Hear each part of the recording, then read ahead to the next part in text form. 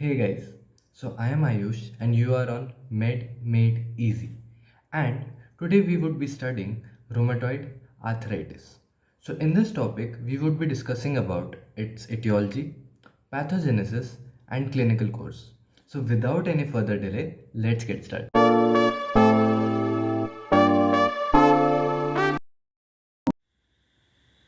Hello everyone.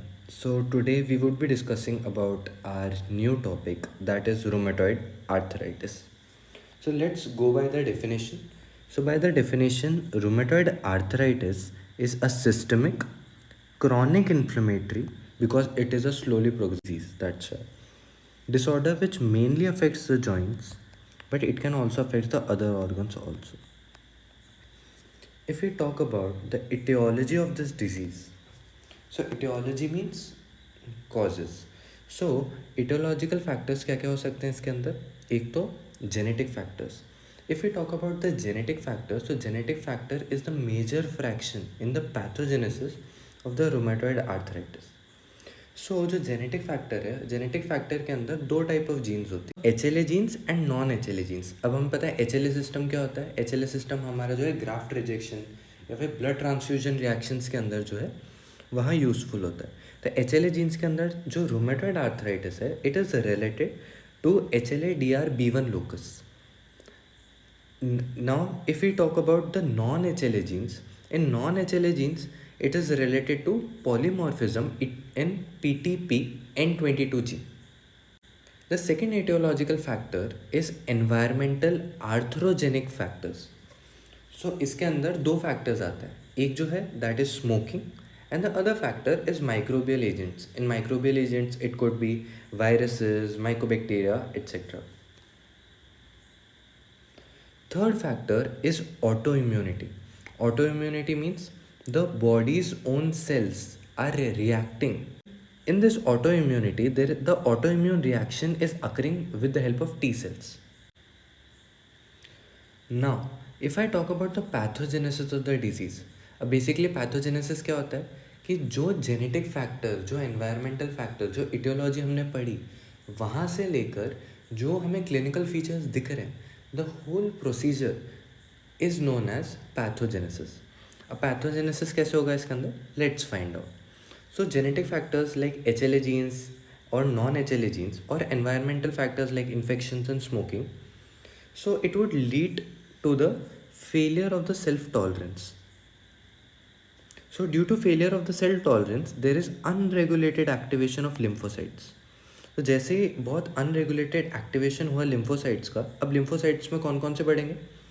CD4 plus T cell, TH1 cell, CD4 plus T cell, TH17 cell, and the B cell response to self antigens. अब जो CD4 plus T cells that is TH1 cells है, वो क्या करेंगे? Interferon gamma और interferon alpha release करेंगे. TH17 cells क्या करेंगे? वो interleukin 17 and cytokine production increase करेंगे. और B cell response, we know that B cell किसके लिए रिस्पॉन्सिबल होता है? एंटीबॉडीज़ के लिए. तो बी सेल क्या काम करेगा? It will act on the plasma cells and it will produce auto antibodies जो जॉइंट को और डैमेज क्रिएट करेंगे. जो TH1 सेल्स है और TH17 सेल्स है, what will they do? They will lead to activation of inflammation. Okay, now we know अगर inflammation होगा तो इन्फ्लेमेशन की वजह से जो इन्फ्लेमेटरी हमारे जो सेल्स है वो भी आएंगे. ओके, सो उसकी वजह से क्या हुआ? This recruitment of macrophages and other inflammatory cells which occurs in inflammation. Right, उसकी वजह से क्या होगा? अब इन्फ्लेमेशन हो रहा है तो inflammation leads to tissue injury. Tissue injury, right. And where is this tissue injury occurring? It is occurring in the joint space because the rheumatoid arthritis is mainly affecting the joints. Okay, so अभी क्या हुआ? अभी जो inflammatory cells है like macrophages, वो सब activate हो गए. तो अब उससे क्या होगा? It will eventually lead to release of proteolytic enzymes. अब प्रोटियोलिटिक एंजाइम्स मतलब जो प्रोटीन्स, जो सेलुलर स्ट्रक्चर्स हैं उनको डिस्ट्रॉय करते हैं. For example, there can be collagenases और elastase. Right, now what will be the end result? The first result will be destruction of bone, cartilage, ligament or tendons, right? The second is a very characteristic feature, that is pannus formation. And third is fibrosis and ankylosis. Now you would be very curious, sir, what is pannus? So basically pannus क्या होता है ना, pannus is an abnormal granulation tissue जो joint space में बन जाता है. अब चलो इसको एक्सप्लेन कैसे करूँ मैं इजीली. बेसिकली आप जो है इसको इमेजिन करो that it is kind of a invasive weed. अब वीड क्या होगा, तो जैसे जैसे वीड को थोड़ा थोड़ा न्यूट्रिशन मिलता जाएगा, वो फैलता जाएगा एंड देन इवेंचुअली पूरे जॉइंट स्पेस को कवर कर लेगा, राइट. तो वैसे ही पैनस होता है. Pannus is a abnormal granulation tissue जो धीरे धीरे जो है थोड़े से पार्ट में होगा, उसके बाद स्प्रेड होता देन पूरे जो हमारा जॉइंट स्पेस है उसको डिस्ट्रॉय कर देगा. चलो let's focus about it's morphology. तो जब भी हम मॉर्फोलॉजी बोलते हैं तो हम उसको दो चीज़ों में क्लासीफाई करते हैं, ग्रॉस और माइक्रोस्कोपी. अब ग्रॉस जो होता है जो we can see by our naked eyes, so it is gross.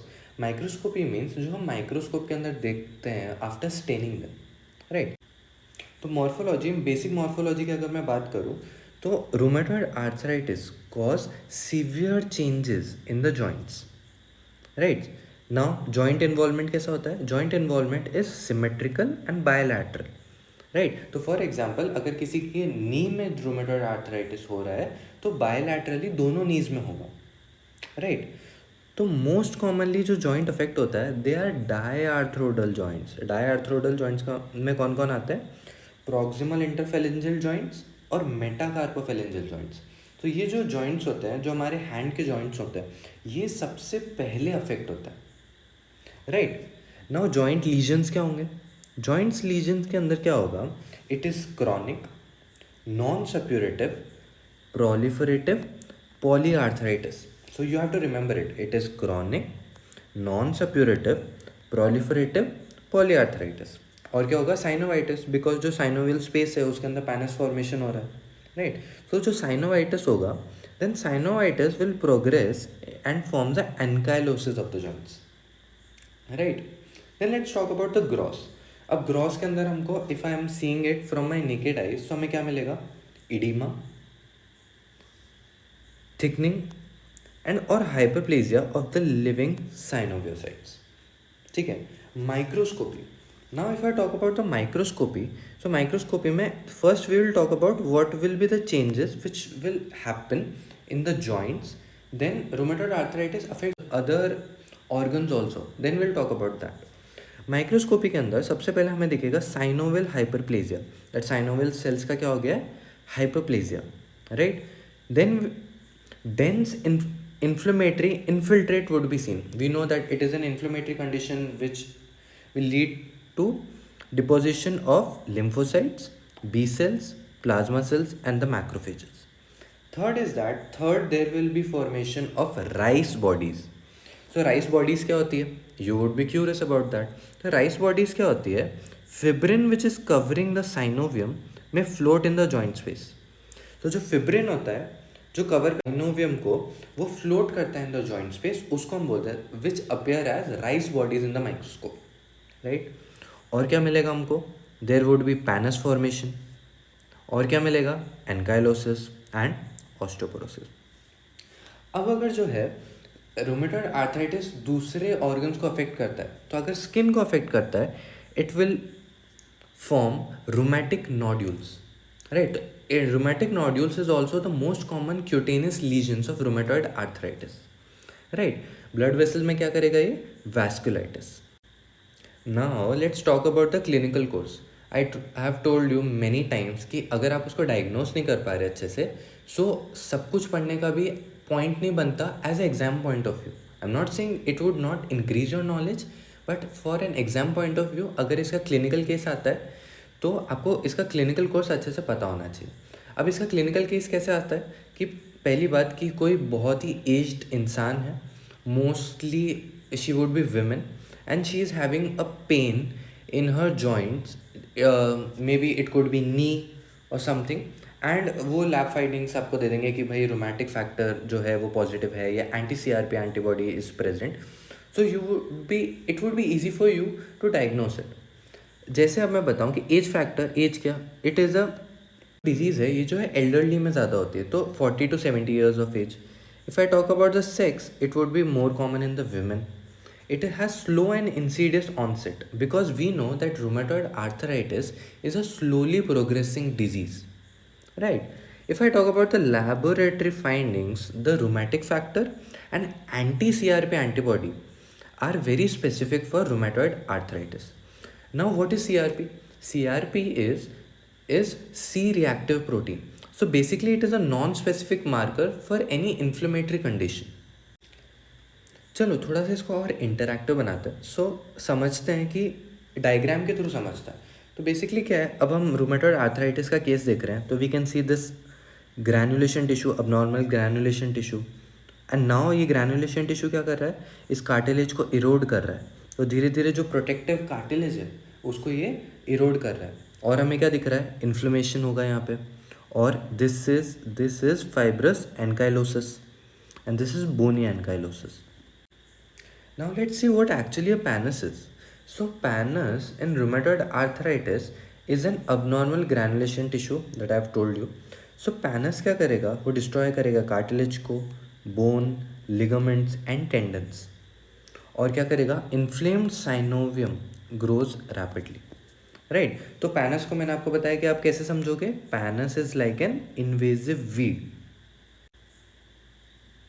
अब चलो देखते हैं कि डिफरेंस क्या है between a normal joint and a rheumatoid joint. So basically आपको दिख रही है, this is a synovial membrane. ये जो है एक कार्टिलेज है, राइट. अब रूमेटॉइड जॉइंट में क्या हो रहा है, there will be inflammatory cells like macrophages, plasma cells, right, dendritic cells, lymphocytes, right, and neutrophils भी होगा यहाँ पे, राइट. And it is a type 3 hypersensitivity reaction, so it has immune complexes, right. And now you can see the abnormal granulation tissue, that is pannus. So we can see pannus. So this is the basic difference between a normal joint and a rheumatoid joint. I hope it was very clear to you. So this was all about the video, and I hope you liked it. So if you want the notes, so you can just DM me on my Instagram handle.